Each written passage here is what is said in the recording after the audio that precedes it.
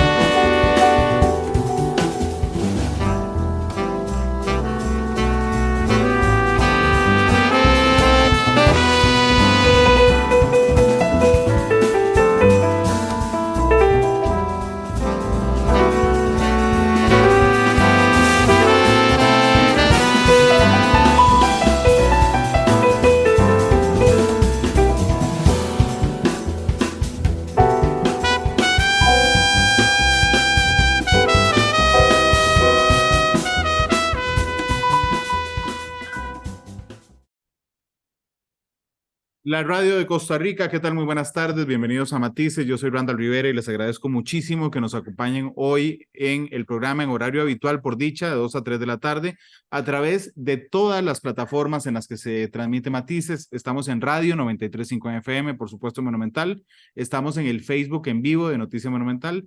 Esta noche pueden ver el programa a través de Canal 2 y una hora después de terminado el programa pueden descargarlo o escucharlo en línea, como gusten, a través de los servicios de podcast que tenemos Spotify, Google Podcast y Apple Podcast. Yo aprovecho además, como siempre, para decirles que si les gustan los podcasts, que es uno de los canales más fuertes de Matices, pueden suscribirse en cualquier plataforma que usen para que les avise cada vez que hay un episodio nuevo. Este episodio estará disponible y listo más o menos una hora después de finalizado el programa. Hoy hablaremos de un tema de salud, que también es un tema científico y que a mí siempre me ha parecido muy interesante. La otra semana se celebra la Semana Mundial de Concientización sobre el Uso de Antibióticos. Tiene un nombre un poco aburrido, pero van a ver que es muy interesante. A mí me parece muy interesante. Por eso invité a la doctora Cristina Fernández, que es farmacéutica del Hospital San Juan de Dios, que nos acompañe esta tarde. Doctora, ¿cómo le va? Bienvenida al programa, ¿qué tal? Hola, buenas tardes. Gracias por la invitación, por tomarnos en cuenta para abordar este importante tema. Gracias, doctora, por estar con nosotros. Fíjese que hay una serie que es una de mis favoritas que se llama Outlander.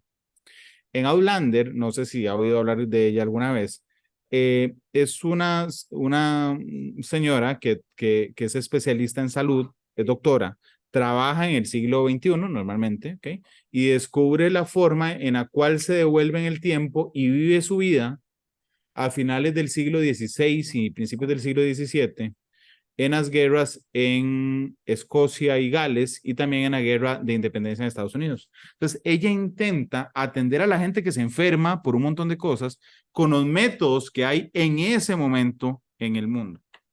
Y prácticamente viéndola, yo siempre pienso lo mismo, siempre digo, mira, como una infección, ¿okay?, era la causa de muerte de un montón de gente. Doctora, perdón que la lleve tan atrás, pero así era antes. O sea, la gente se moría por infecciones, pero no sabíamos qué hacer. Claro, efectivamente. De hecho, nosotros podemos hablar de la era antibiótica o la era, digamos, en la que tenemos este recurso terapéutico hasta casi la mitad del siglo XX. Si nos remontamos si hacemos como un timeline del descubrimiento de los antibióticos, tenemos que ir a lo más atrás, aproximadamente a 1921, a los años 20, donde en el Reino Unido, Fleming descubre de forma accidental la penicilina y no es hasta el año 1945 cuando se desarrolla ya el medicamento de forma industrializada y puede estar disponible para el tratamiento médico, principalmente enfocado a los heridos de guerra de la Segunda Guerra Mundial. Entonces, realmente si vemos hacia atrás en el tiempo, la era antibiótica tiene menos de 100 años. Claro. Y llama muchísimo la atención de cómo era el perfil infeccioso de los pacientes o de las personas de 1945 hacia atrás. Y básicamente una persona con una infección seria estaba condenada a morir porque no existía el recurso terapéutico. Entonces, efectivamente, hasta este punto, hasta casi que la mitad del siglo XX, podemos decir que antes las infecciones eran mortales en la mayoría de los casos y generalmente solo aquellas infecciones leves por las cuales el sistema inmune prácticamente que se podía hacer cargo de ellas eran de las personas que llegaban a sobrevivir. Entonces, sí, definitivamente el descubrimiento accidental de la penicilina que se da en los años 20 es el que marca el antes y el después en el tratamiento de las infecciones. Sí, realmente es muy, muy interesante. Desde lo más cotidiano que yo pueda pensar, ya no sé, digamos que mañana amanezco y tengo dolor de garganta y fiebre alta. Entonces, voy al médico y el médico normalmente me dirá, te voy a recetar antibióticos y listo. Ahí se acabó la historia de este tema. Incluso a situaciones más complejas. Usted citaba la Segunda Guerra Mundial, que termina justamente pegado, digamos, al descubrimiento o al desarrollo de los antibióticos. Pero en la Primera Guerra Mundial, que es de 1914 a 1917, realmente fue absolutamente sanguinaria en un montón de cosas, pero además no teníamos antibióticos. Un montón de gente murió en lo que hoy podría tratarse, doctora, muy fácilmente. Correcto, es correcto. Inclusive, digamos, en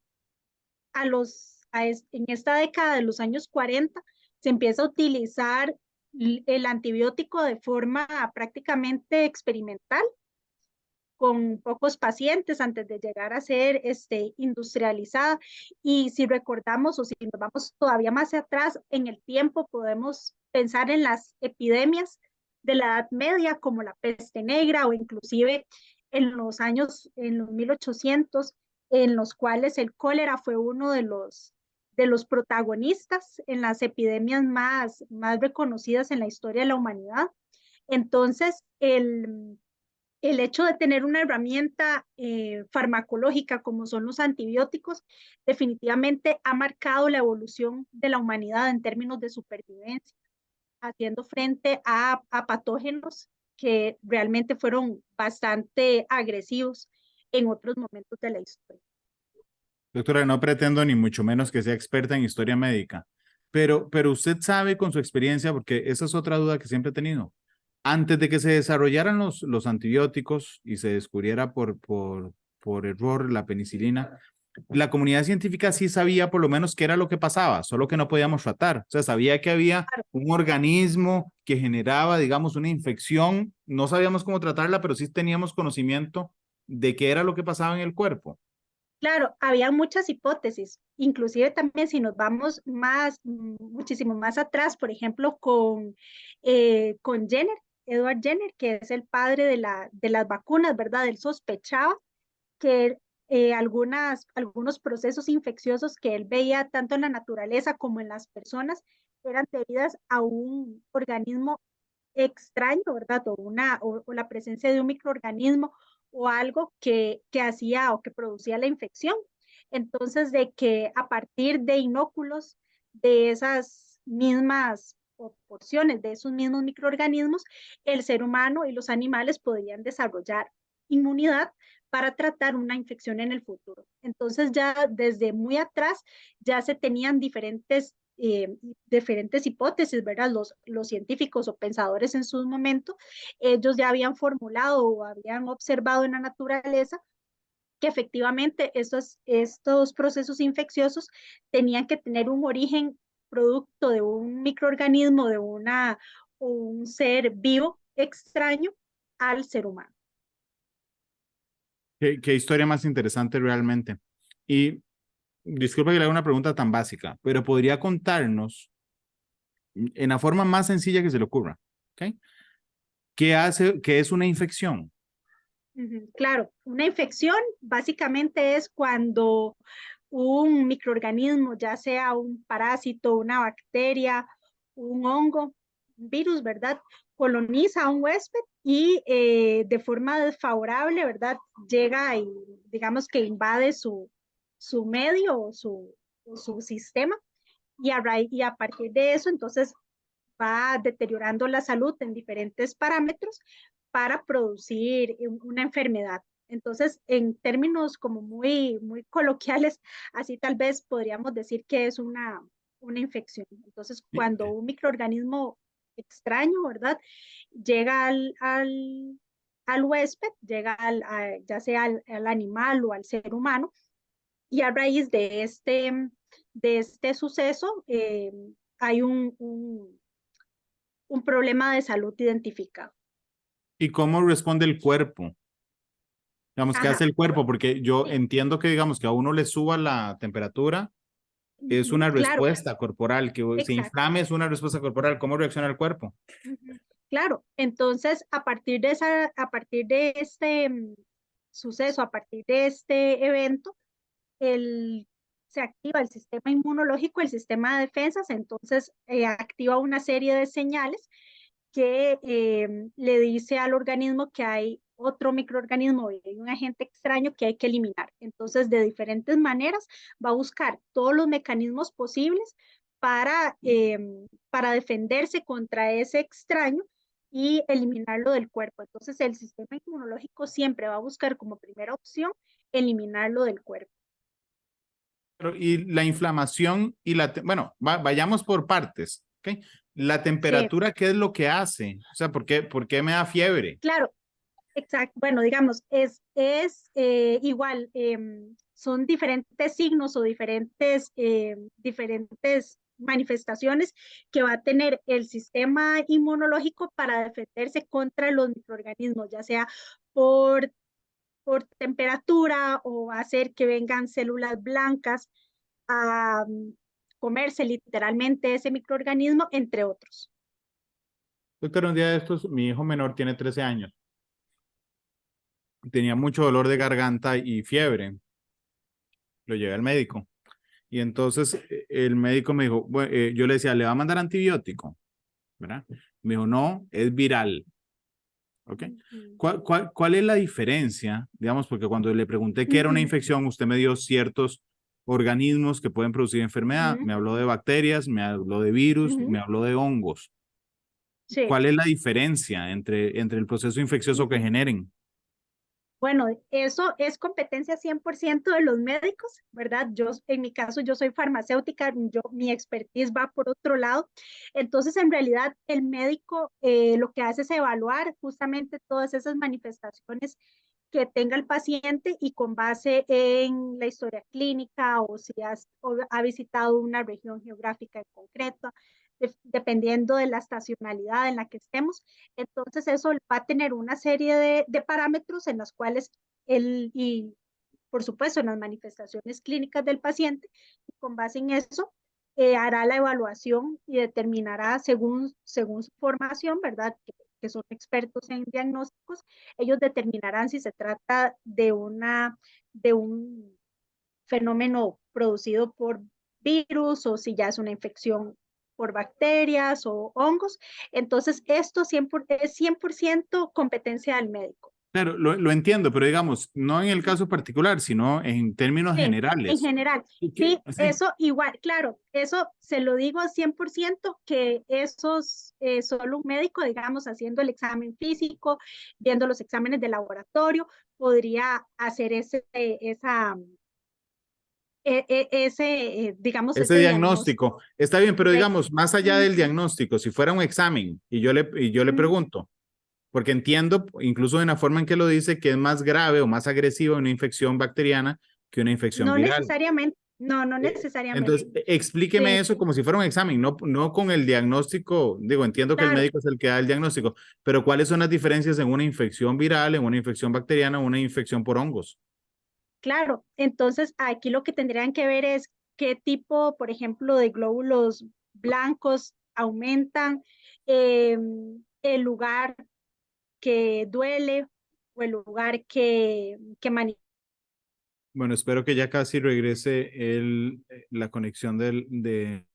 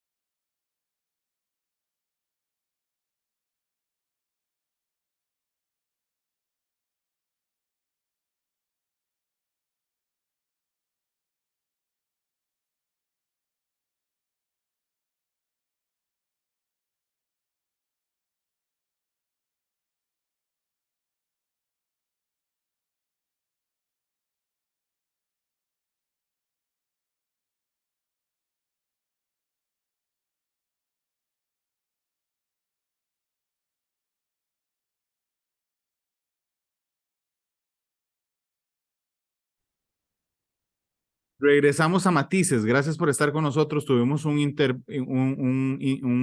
impasse producto de una caída de internet, como suele ocurrir en ocasiones. Pero ya me acompaña nuevamente la doctora Cristina Fernández, es farmacéutica del Hospital San Juan de Dios, de la Caja Costarricense de Seguro Social, evidentemente. Vamos a hablar y vamos a terminar hablando, se los prometo, de la Semana Mundial de Concientización de los Antibióticos. Pero quería hacer un repaso primero sobre la importancia de esto y le preguntaba a la doctora, antes de que se fuera la señal de internet, las diferencias entre las infecciones por bacteria, por virus y por hongos. Y la doctora empezó explicándome, y se nos cortó, más o menos cómo era que se lograba identificar, doctora Fernández. Claro, quiero, ¿verdad?, hacer siempre o recalcar que esto es 100% competencia del médico. Entonces, nosotros sabemos que dependiendo de la sintomatología que tenga el paciente o lo que la historia clínica que refiera al paciente, así el médico decidirá qué pruebas de laboratorio o qué examen físico realizar y dependiendo de las características de la sintomatología, de lo que muestran los exámenes de laboratorio, así será de forma dirigida el diagnóstico. Entonces, generalmente con las infecciones, sí se hace mucho apoyo con las pruebas de laboratorio, se hace también muchísimo apoyo en la historia clínica, ¿verdad?, de lo que se puede observar en el paciente, si tiene fiebre, si tiene algún dolor en alguna región del cuerpo en específico.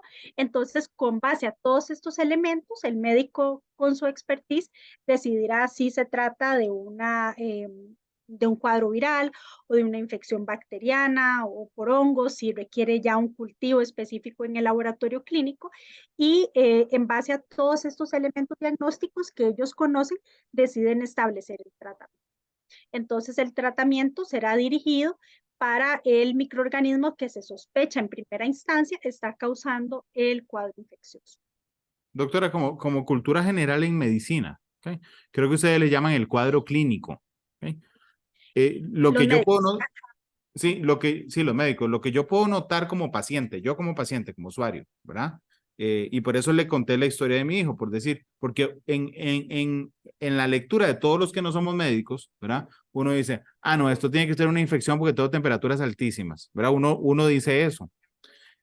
Las manifestaciones en los pacientes que yo pueda identificar como pacientes son diferentes en cada una o siempre tenemos que consultar, bueno, siempre tenemos que consultar a un médico. A lo que me refiero es si es fácil de observar, digamos, a mí como paciente de qué estoy sufriendo, doña Cristina. Pues no es tan fácil, en realidad. Por eso, digamos, ellos tienen toda la formación universitaria correspondiente para poder hacer estas diferencias.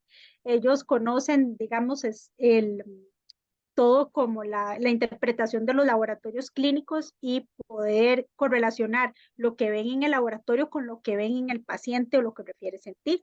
Entonces, malestar general, fiebre, dolor, cansancio, ¿verdad? Todos esos son como síntomas generales que podría tener una persona que tiene una infección, pero ya propiamente el médico, viendo objetivamente otros parámetros, hará la clasificación o hará el diagnóstico específico según la correlación de todo lo que el paciente le comenta, lo que logra ver y por supuesto con toda la analítica de laboratorios con la que se apoya para hacer el diagnóstico. Ahora sí, hablemos de los antibióticos. ¿Qué es un antibiótico? Bueno, vamos a hablar primero, en términos generales, vamos a hablar primero del término de antimicrobianos antes de llegar al de antibióticos. Adelante. Usted es la Vamos a experta, así hablar que usted va en el orden que guste. Perfecto, gracias. Vamos a hablar de antimicrobianos como todos aquellos fármacos que de manera general van a matar o van a inhibir, van a limitar el crecimiento de hongos, parásitos, bacterias y virus. Para cada uno de estos microorganismos, entonces ya podemos hablar del agente particular. Entonces, en primera instancia tenemos, por ejemplo, los antiparasitarios que están dirigidos a eliminar, a matar o inhibir el crecimiento de los parásitos. Igual, en el mismo caso, para los virus, los antivirales, para las bacterias, los antibióticos y los antifúngicos o antimicóticos para las infecciones producidas por hongos.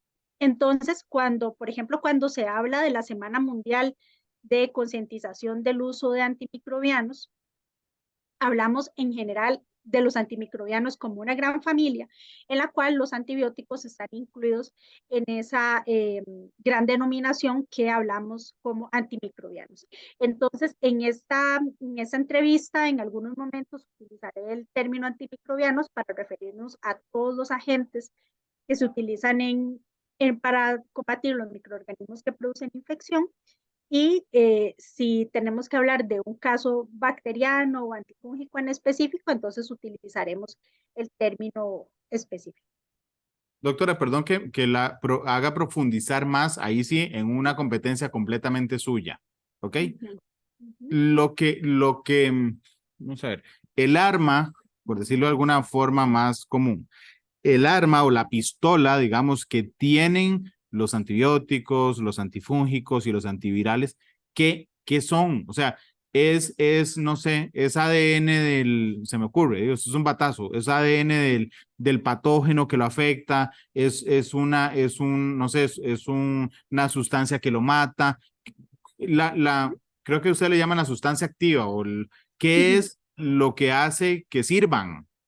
Ok, bueno, básicamente todos los antimicrobianos, lo que se hace es que en el laboratorio se produce químicamente, porque prácticamente todos los principios activos o la sustancia que da, digamos, la capacidad de inhibir el crecimiento o de matarlos, todo lo que hacen es a partir de una síntesis química de laboratorio, se crea el medicamento. Entonces, este medicamento es una sustancia química que lo que hace es ir a alguna sustancia o alguna parte crucial del microorganismo, ya sea su pared celular que forma la estructura de la bacteria, o ya sea parar la formación de sustancias que son necesarias para que se siga reproduciendo la bacteria o el hongo o el parásito.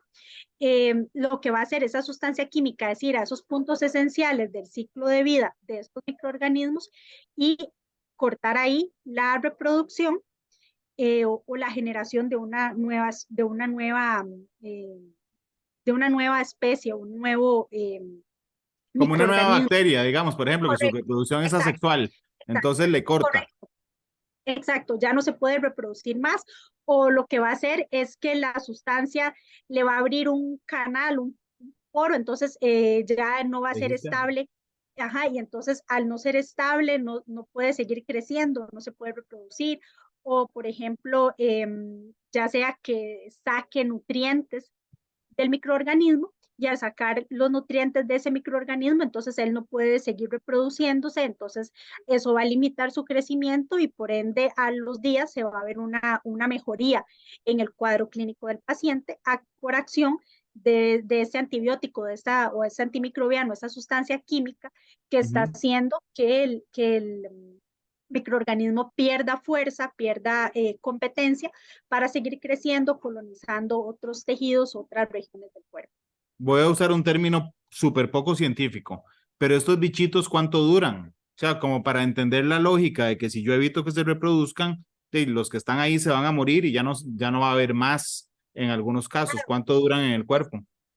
Es que ellos generalmente crecen de forma exponencial. Entonces, si tenemos a la primera hora, tenemos 2 bacterias, en la siguiente hora vamos a tener 4 bacterias, en la próxima 16. Entonces, ellos van creciendo de forma exponencial. De esa misma manera, mueren de forma exponencial. Entonces, o se inhibe el crecimiento también de forma exponencial.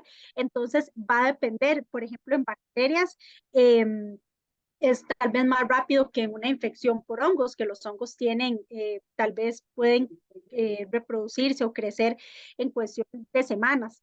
En las bacterias es en cuestión de horas, por ejemplo, los virus también. Entonces, todo esto va a hacer que la efectividad o lo que uno ve como efectividad del tratamiento va a ser muy, muy dependiente del tipo de bacteria o del tipo de microorganismo, perdón, que tenga el paciente en el momento. Claro, pero digamos, como lo digo sin sonar tan tonto como como pienso. Si yo identifico a una bacteria, la primera que entró en mi cuerpo y se llama Randall, ¿ok? Esa bacteria, porque las bacterias se reproducen de manera sexual, digamos, lo que nos está explicando la doctora es que se multiplican muy rápido, ¿ok? Pero esa primera bacteria, Randall, ¿cuánto dura? ¿Cuánto vive en mi cuerpo? Bueno, como ellos como crecen tan rápido, ¿verdad? El recambio de las bacterias es en horas, es muy ¿En rápido, serio? ¿verdad? Wow. Las poblaciones crecen muy rápido. Entonces, Esa es la clave por la que si yo corto la reproducción, inmediatamente, digamos, baja mi enfermedad o disminuye mi enfermedad. claro, por eso tal vez en antibióticos y pasa muchísimo y es muy frecuente que los pacientes tal vez se les indica 7 días de tratamiento y ya a los 2 días empiezan, 3 o 2 días empiezan a ver una mejoría en los síntomas. Entonces la persona dice, no, yo ya me siento súper, al tercer, cuarto día, yo ya me siento súper bien, yo ya no necesito el antibiótico. Pero recuerden, como esto va creciendo y va disminuyendo también de forma exponencial, obviamente cuando se tiene una carga de bacterias muy grande, es cuando están todos los síntomas manifestados. Conforme esa población va disminuyendo, entonces los síntomas van también disminuyendo, pero va a quedar una población residual que Claro. podría requerir hasta 5 o 7 días de tratamiento y si no se completa, ¿verdad? Esa población residual vuelve a multiplicarse también rápidamente y ahí es donde observamos recaídas o cuando se cree que hubo fracaso en el tratamiento y realmente lo que pasó es que no se completó un ciclo de antibiótico en el momento y entonces la misma población bacteriana empezó a crecer. Ahora, más adelante, vamos a hablar del fenómeno de resistencia, que creo que es una de las amenazas más fuertes a la era antibiótica que tenemos en el momento y por lo cual existe la semana de concientización del uso de antimicrobianos. Sí, sí, ya casi vamos a terminar ahí, pero realmente me interesa mucho porque tenemos datos. Uno de cada tres, es decir, el 33% de los pacientes no termina, en Costa Rica, no termina el tratamiento. Eso Claro, es uno. Y lo es muy otro, común. uno de cada cuatro acumula medicamentos, lo que significa que que no los agotó, o sea, que no los terminó porque tiene para guardar, ¿verdad? Y digo, la lógica es que si me dicen que tengo que tomarme una pastilla cada 3 horas durante 7 días, son 3 pastillas, por 7 días son 21 pastillas las que me dan. O sea, es decir, si me sobraron significa que no terminé. Eso es la tentación más fuerte de los pacientes, eh, desde su experiencia también como farmacéutica, digo, sentirse mejor, porque efectivamente uno se siente mejor al segundo o tercer día del antibiótico, y dejarlo ahí porque ya uno se siente bien. Sí, es muy frecuente. Eso es en el mejor de los escenarios. Y el segundo escenario es por efectos adversos, efectos secundarios. Entonces, muchos pacientes, inclusive en tratamientos crónicos, no necesariamente para algún tipo de infección, abandonan el tratamiento por estas causas, porque tal vez se lo toman en ayunas cuando es un medicamento que se tiene que acompañar con comidas, o también porque sienten malestar estomacal o sienten tal vez que no sé, que les produjo algún tipo de diarrea con los antibióticos es muy frecuente porque el antibiótico generalmente no va a ser, en muchos de los casos, no va a ser específico a la bacteria que está produciendo infección, sino que va a matar también parte de la microbiota intestinal, que es lo que nos, o la flora normal, ¿verdad? Que es lo que escuchamos nosotros frecuentemente, y esto va a producir manifestaciones gastrointestinales que también va a hacer que el paciente disminuya o tenga menor deseo de continuar con el tratamiento y acompañado de esto ya se siente mejor de la infección. Entonces, generalmente cuando hablamos de abandono de tratamiento, muchas veces es multifactorial. También generalmente cuando una infección se produce en un adulto sano, un conocido sano, que no está acostumbrado a tomar medicamentos. Entonces, una de las primeras tal vez tentaciones que tenga es que si se siente un poquito mejor, entonces ya es momento de dejar el tratamiento o tal vez dejar unas cuantas para después o unas cuantas por si me vuelve pronto. algo parecido o alguien en la casa también se enferma de forma parecida, entonces tener ahí como parte del botiquín, todos estos son prácticas incorrectas que nosotros observamos diariamente, tal vez desde la parte de tratamiento farmacológico. Yo siempre fui muy obediente y realmente recuerdo, y se va a reír si me está escuchando hoy, pero las indicaciones cuando, vamos a ver, cuando uno va creciendo, recuerdo muy claramente las indicaciones de mi mamá cuando yo tenía que tomar antibióticos, ¿verdad? Y después cuando fui papá, me acordaba de sus indicaciones y casi lo acepto que las repetía al pie de la letra, ¿ok? Y entonces quería preguntarle si son mitos o verdades, pero porque digamos, recuerdo este de no se tome el antibiótico antes de comer. O sea, en ayunas cuando se levanta no se lo tome, coma primero y después se lo toma. Esa era una. Después que no se podían tomar con lácteos. Y había otro que creo que es que no se podía mezclar cuando uno anda antibiótico, por ejemplo, con bebidas alcohólicas o con otros medicamentos. Podemos ir despacio y me aclara si es cierto o no. Porque, digamos, Ujú. lo del tema gastrointestinal lo entiendo desde la física, de que si el antibiótico cae en el estómago, así como va para la bacteria que están atacando, y también me mata las bacterias del estómago. Correcto. Ujú. Esa sí es cierta. No se Ujú. toman Esa es ayunas, los cierta. antibióticos no se toman en ayunas. Bueno, Depende. en generales depende, exacto, depende. Y ahí es donde yo creo que lo más importante, el recurso más importante para la población es tener a mano la consulta con un farmacéutico. El farmacéutico es, digamos, el profesional que puede orientar al paciente en decirle si el medicamento se tiene que tomar en ayunas o no, o con base ya en los medicamentos que tenga de base el paciente para otras enfermedades crónicas, por ejemplo, qué sé yo, para la hipertensión, para la diabetes, darles una recomendación de cómo pueden acomodar ese horario. Con los antimicrobianos, ¿verdad? En general, como gran familia, nosotros siempre les vamos a recomendar a los pacientes tomar siempre a la misma hora. Y a veces esto se considera como un mito. ¿Qué pasa, digamos, si tengo algo para tomar cada 12 horas si hoy y me establecí de horario 7 de la mañana y 7 de la noche? Bueno, ¿qué pasa si mañana me lo tomo a las 9 porque me quiero levantar más tarde? Y pasado mañana es domingo, entonces a las 10, y no sigo la pauta de 7 y 7, ¿ok? Esto, como se están tratando seres vivos, ¿verdad? Lo mejor es tener una hora fija porque el microorganismo va a ser muy inteligente.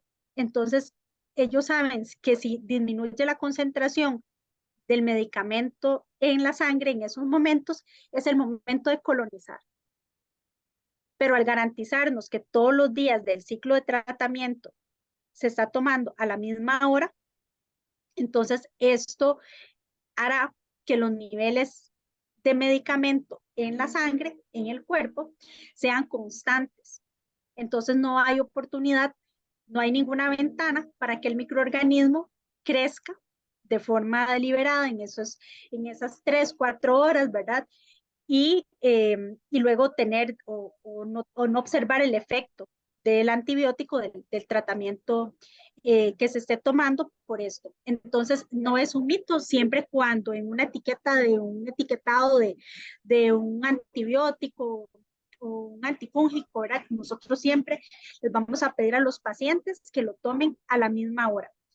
Si en ayunas o no, Después de cada ¿verdad? Si con comida, el ajá. estómago vacío, ajá, con el estómago vacío, con el estómago lleno, esto dependerá de forma específica del antibiótico que se esté tomando. En la mayoría de ellos, podemos hablar casi que en más del 90%, generalmente se sugiere que se acompañe de alimentos y muy pocas excepciones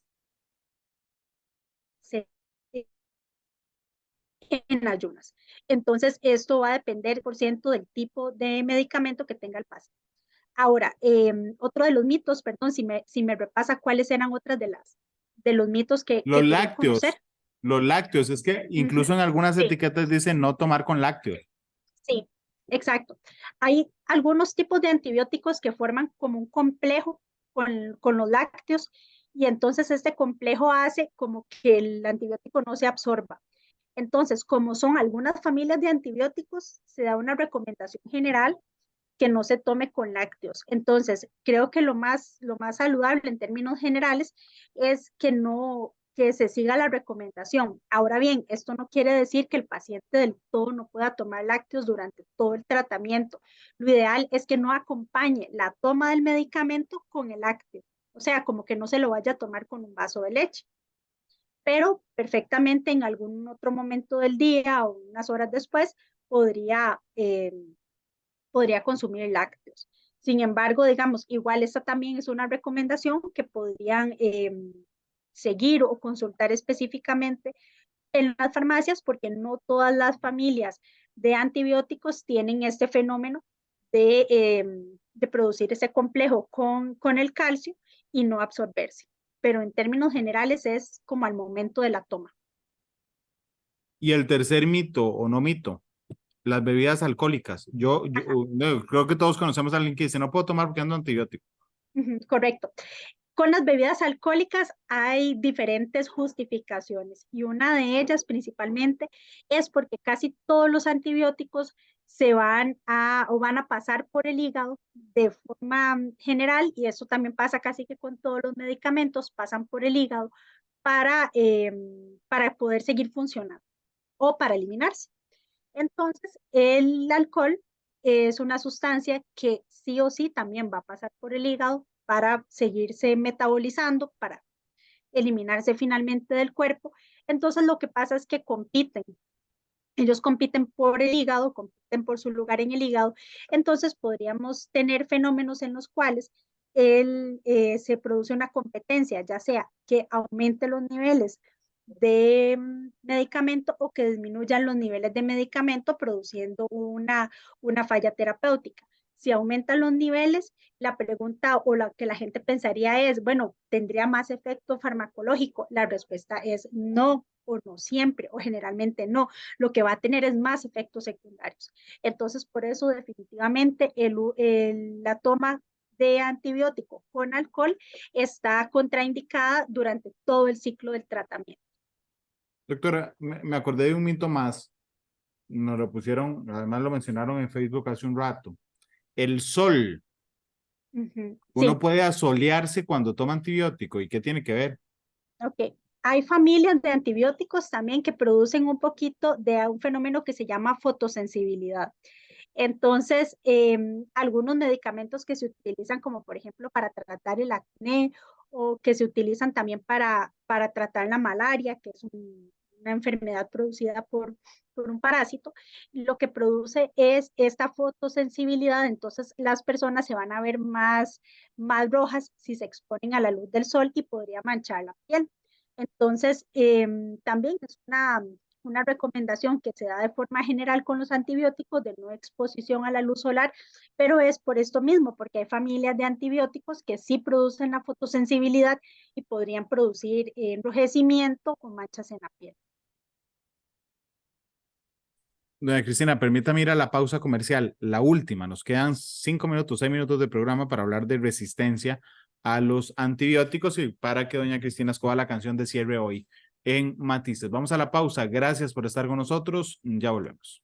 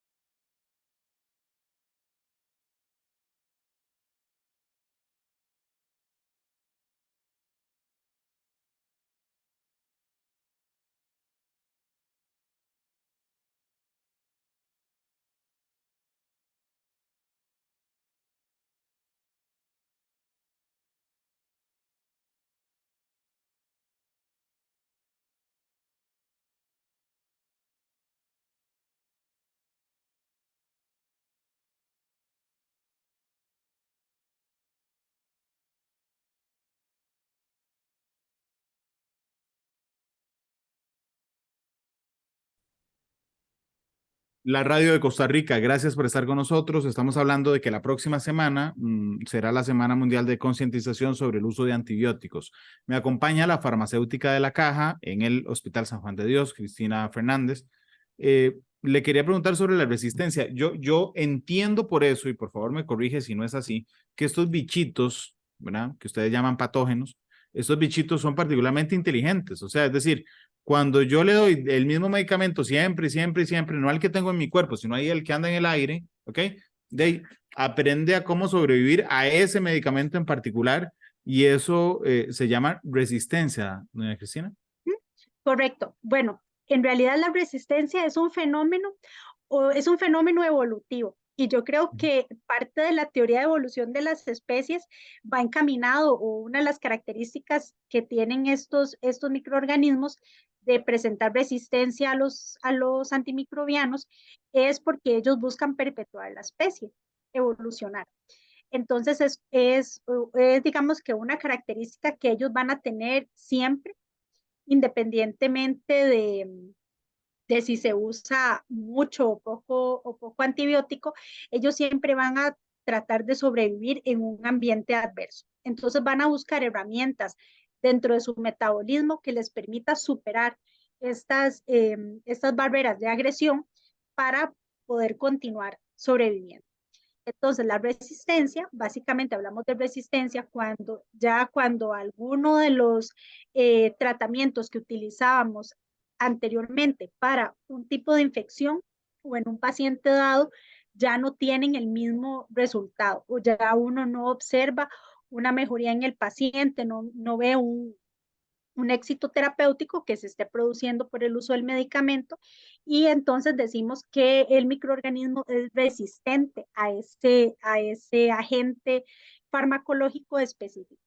Entonces, el fenómeno de resistencia nosotros lo hemos observado desde que Fleming descubrió la penicilina, desde los años 40, cuando ya se utilizó de forma industrializada. La resistencia siempre ha sido un compañero, ¿verdad?, que ha estado tú a tú con el descubrimiento de antibióticos.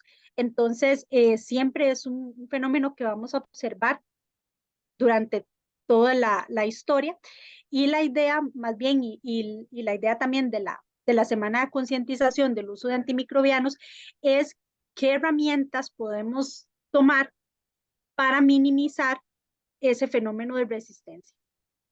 Entonces, básicamente está encaminado a que se utilicen los antibióticos los antimicrobianos de forma más inteligente, y esto va a suponer que en primera instancia se utilicen solo en los casos en los que realmente es necesario, en los cuales un médico haya hecho un diagnóstico correcto con todas las herramientas científicas y se dé una indicación correcta. Por otra parte, el paciente tendrá la responsabilidad de utilizar el antimicrobiano tal y como les está indicando el profesional de salud, y con las pautas específicas de horario, de toma de medicamento y por el tiempo que estipule el médico. También no hay que perder de vista, y bueno, yo creo que esto también da para muchos programas más, que el fenómeno de resistencia a los antimicrobianos no es solo competencia del sector salud, y de hecho así lo ha promocionado la Organización Mundial de la Salud, acerca de que esto es un fenómeno multifactorial. Entonces, tanto los sectores como producción animal, como manejo de aguas, tienen una cuota de responsabilidad en la generación de la resistencia. En muchos países se utilizan, por ejemplo, los antimicrobianos como promotores de crecimiento en animales de consumo, y esto se ha determinado o ha hecho, ¿verdad?, de que la carne o los productos animales lleguen con alguna exposición de antibióticos a las personas, y esto también podría generar o ser una parte de la generación de la resistencia, igual que las aguas residuales o el mal manejo de aguas residuales que se utilizan en cultivos, también hace que de alguna u otra manera llegue el agua a algunas poblaciones ya expuestas con concentraciones de antimicrobianos. Entonces, este esfuerzo conjunto o esta política en la cual diferentes actores toman o tienen responsabilidad en la generación de la resistencia se llama Una Salud. Y así es como lo promueve la Organización Mundial de la Salud en esta semana de concientización de uso de antimicrobianos. Sí, realmente esto plantea un desafío muy fuerte para la comunidad científica y para la industria farmacéutica, porque entonces plantea, digamos, que tenemos que tener avances y nuevas opciones muy rápidamente a la velocidad de la resistencia, porque la Organización Mundial de la Salud dice en el 2050 va a haber más muertos por resistencia a los antibióticos que por cáncer, por ejemplo. Correcto, exacto. Las proyecciones son alarmantes porque se considera que para el 2050 van a ser millones, pero muchas millones de muertes asociadas a la resistencia a los antimicrobianos. Desafortunadamente, el descubrimiento de antimicrobianos no es tan rápido como se desearía. Y además, las bacterias cada vez también desarrollan mecanismos de resistencia más agresivos. Entonces, hoy por hoy, inclusive en países como India, o en América Latina, en la misma América Latina, podemos encontrar bacterias que son absolutamente resistentes a todos los antimicrobianos disponibles en el mercado. Doña Cristina, muchas gracias por haber estado con nosotros. Realmente ha estado muy interesante y le agradezco mucho que nos haya explicado con tanta amplitud el tema, así es que muchas gracias. Gracias a ustedes por la invitación. Ahora viene la pregunta más difícil de la entrevista. ¿Con qué canción va a irse? Bueno, me quiero ir con Viva la Vida de Coldplay. Coldplay, Viva la Vida será entonces la canción. Muchas gracias por habernos acompañado. Gracias a ustedes por la invitación y estamos a su disposición cuando lo requieran. Gracias a ustedes que estuvieron con nosotros. En una hora estará disponible el programa de hoy en podcast. Mañana tendremos horario especial. Mañana será a las 12, matices, 12:30. Así es que los esperamos también. Muchas gracias. Feliz tarde. Coldplay despide matices. Hasta luego.